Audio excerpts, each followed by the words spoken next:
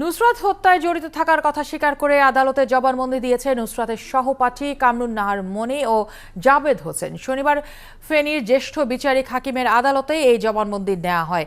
পিবিআইয়ের বিশেষ police super Mohammad Iqbal জানান, নুসরাতকে হাত পা বাঁধার পর মনি ছাদে শুইয়ে তার গলা চেপে ধরেছিল, আর জাবেদ হোসেন নুসরাতের গায়ে কেরোসিন ঢেলে আগুন ধরিয়ে দেয়।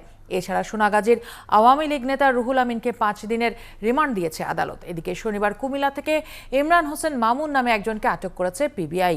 অন্যদিকে ইফতেখার হোসেন রানা নামে একজনকে 4 দিন আগে রাঙ্গামাটি থেকে গ্রেপ্তার করার কথা জানিয়েছে police.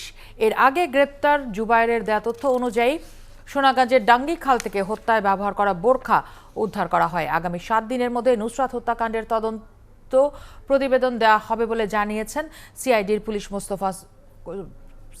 Police super Mostafa Kamal.